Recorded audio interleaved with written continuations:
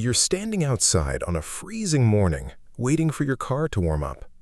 Your body is shaking before you even feel cold.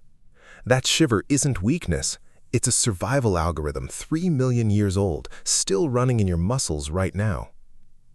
Here's the strange part. Humans have no fur, no thick hide, no blubber like a seal. By every measure, we are the most poorly equipped mammal on Earth for cold weather. And yet, somehow your ancestors didn't just survive ice ages. They spread into some of the coldest places on the planet. Siberia, the Arctic Circle, land that dipped to -40 degrees for months at a time. For over 2 million years, naked apes outlasted saber-toothed cats, woolly mammoths, and entire ice sheets that buried continents. Not by growing fur, not by evolving blubber, by doing something else. Something that changed what a human body even is. So, how did a hairless primate, built for the African savanna, conquer the coldest environments on Earth? What do they actually do night after night to keep from freezing to death in the dark? Understanding this answers a bigger question. It tells you why your brain, right now, is still wired for a threat you'll probably never face.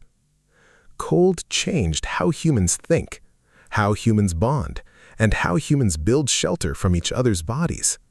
It rewired us, and most of it you've never been taught. We're not talking about campfires and cave paintings. We're talking about something colder, older, and stranger. A set of survival behaviors so effective, they didn't just keep our ancestors alive. They built the foundation for society itself. Right now, somewhere in your own habits, you're still running code written by people who fought the ice and won. You just don't know it yet. Around 800,000 years ago, something had to give. Homo erectus was pushing into Europe, into land that turned brutal every winter. No fur, no fangs, no claws.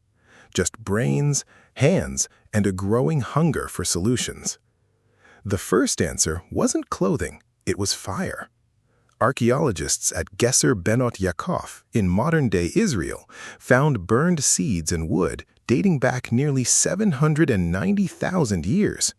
Controlled fire, not lightning strikes, deliberate, tended flame. Here's the mechanism. Fire didn't just add warmth, it changed behavior itself. Groups had to gather around one point after dark.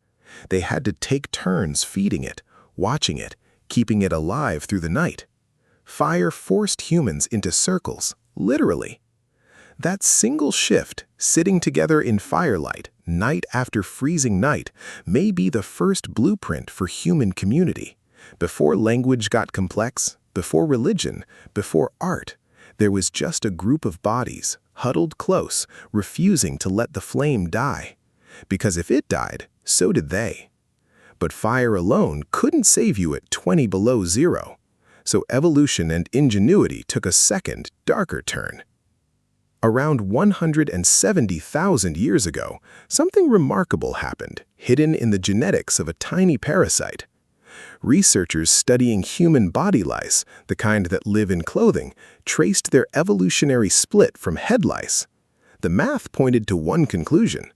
Humans started wearing clothes roughly 170,000 years ago, likely to survive brutal cold snaps during an ice age. Think about what that means. Clothing wasn't decoration, it wasn't modesty, it was a second skin, invented out of desperation, sewn from animal hides using bone needles found at sites like Denisova Cave in Siberia. Needles with eyes, fine enough to make fitted, insulated garments. Not blankets, actual tailored clothes. Picture it, a small group in near total darkness, wrapped in stitched fur, breath freezing in front of their faces, huddled inches from flame, listening to wind that could kill them in an hour if the fire failed. They weren't just surviving winter, they were inventing what it means to protect a body that nature never designed for cold at all. Then came the villain. Not a predator. Not a storm, a room. Somewhere around 6,000 years ago, in the river valleys of Mesopotamia, humans built the first sealed heated homes. Mud brick walls, central hearths, roofs that trapped warmth instead of letting it rise into open sky. It sounds like progress, and it was, but it planted a seed. For the first time in human history, cold became something you escaped instead of something you faced together. The disruption didn't happen overnight. It crept forward generation by generation. Roman hypocast heating, warming floors with underground fire. Medieval chimneys, pulling smoke up and out, letting families spread into separate rooms instead of one shared fire circle. Each invention, one more layer between you and the cold your ancestors once fought as a group. Here's a detail that reframes something ordinary. The word focus comes from the Latin word for hearth. Fire, quite literally, used to be the center of everything, the point every conversation and every relationship orbited around. Somewhere along the way, we kept the word, we lost the fire. By the 20th century, the disruption finished its work. Central heating arrived, thermostats, insulated walls. Now look at the modern damage.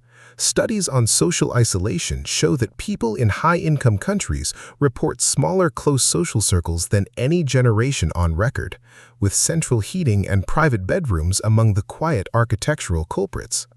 Warmth stopped requiring other people, and something in us went missing right along with the shiver. Here's the part that makes this personal. You have never once in your entire life needed to sit inches next to another human being just to survive the night. Your ancestors did that for 2 million years, every single winter. Your body still expects it.